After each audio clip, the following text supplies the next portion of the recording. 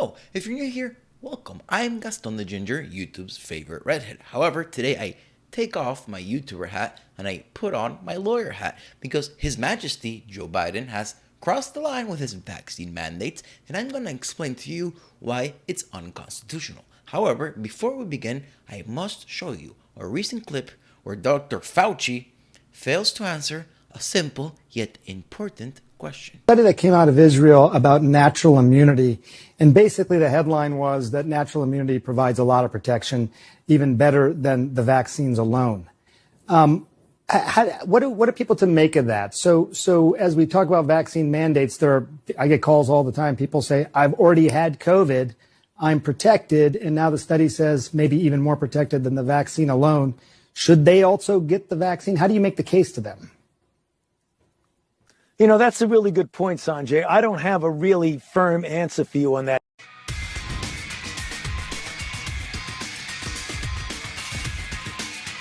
In the last few weeks, studies have come out and shown that natural immunity is 7 to 13 times stronger than vaccine immunity. Why? Because of the whole antibodies and T cells thing. I'm not going to get into the science here, but I am going to get into the law, and it's important to know that natural immunity is stronger than vaccine immunity. It's also important to know that Fauci went on national TV and said, hey, I have no idea why people with natural immunity should take the vaccine.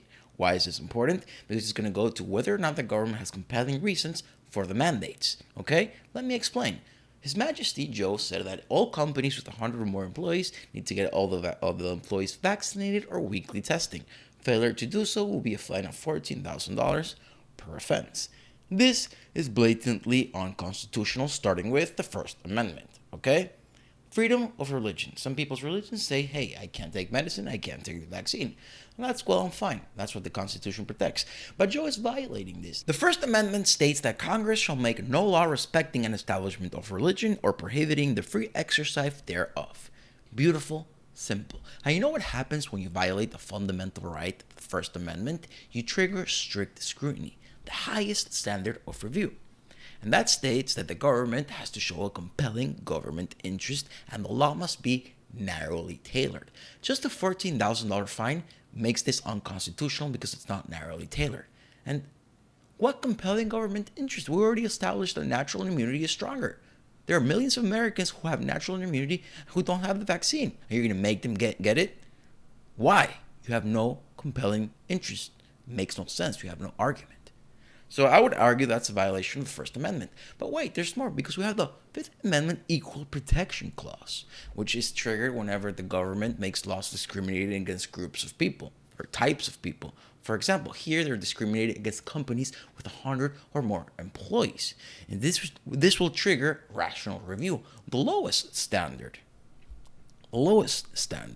And then the plaintiff here, they have to prove that the law is not rationally related to a legitimate interest, the government interest. And they're not going to have a very tough time doing that because, as we established before, natural immunity trumps vaccine immunity. And then we have another equal protection clause violation because it's not just companies that are getting discriminated against, it's people who are unvaccinated who are being discriminated against. And then you have the same analysis, rational review, blah, blah, blah. You have no rational. It's not rationally related to any legitimate government interest because it makes no sense. Natural immunity is strong and you can't force the millions of Americans who already have natural immunity to get the vaccine. Violation of the First Amendment, Fifth Amendment, Equal Protection Clause twice. Now, governments can actually make you get the vaccines. How? State governments, under the 10th Amendment, police powers. And not only can they do it, they have done it before during the Spanish flu.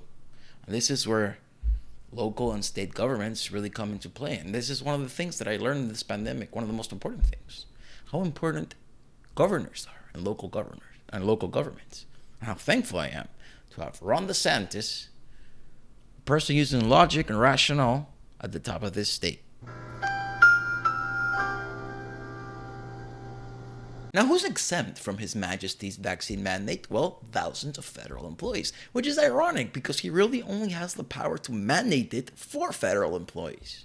Amongst those exempted is all of Congress and their staff, which is just, it's ridiculous. If you're trying to build confidence on the vaccine, this ain't the way to do it, Joe.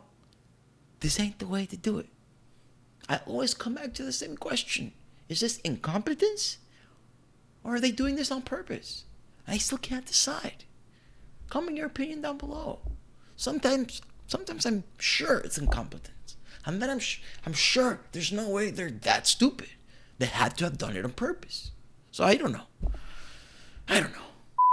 Now we're seeing a lot of wonderful and heartwarming stories of nurses who, remember, were the heroes on the front lines before the vaccine even existed, who are being fired or forced to resign because they don't want to take the shot. And why would they take the shot if they have natural immunity? It makes no sense and it's very counterproductive. We're seeing in New York a whole maternity unit closed down because sick workers forced to resign because they were being forced to take the shot. Makes no sense, and this is counterproductive. As disgusted as I was with Biden's speech, I liked it, and I'm glad it happened. Why? Well, I think he crossed the line, blatantly. And a lot of people realized that. A lot of people who voted for Biden as the lesser of two evils saw his authoritarian colors. And it didn't sit well with them. They don't like it. And it was a wake-up call, to say the least. Now, I don't know if the following clip of the lady who she voted for, but her reaction, it's quite widespread and hilarious. Check it out. Who talking about my patience is wearing thin? Who the fuck you talking to? As long as your patience don't get as thin as that hairline, I think we'll be all right. I am not your child. And I'm sure enough ain't your bitch. You talking about your patience is wearing thin. These people have law. They acting like they, you know what I'm saying? Like they paying your bills and dicking you down. You got to watch. I saw that little clip. I said, oh, he's crazy. He really think I'm his hoe. My patience is wearing thin. I need you to get out on that boulevard and bring me my money. You ain't my pimp, nigga. The hell is wrong with these people? He really said that shit out of his mouth. But our patience is wearing thin. You bald head. See? That was funny. She reminded me a lot of Cat Williams. Thank you for watching, folks. Remember one thing. Joe Biden, he ain't your king. And he sure as hell ain't your pimp. So remember, you don't have to listen to everything he says. His mandates, he has no authority over you. He has no authority to do them. He has no power.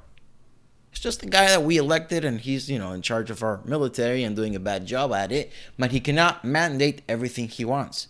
He ain't your king, and he ain't your pimp. Thank you for watching. Like, subscribe, share. This is a shareable one, in my opinion. If I stumbled upon this video, I would share it.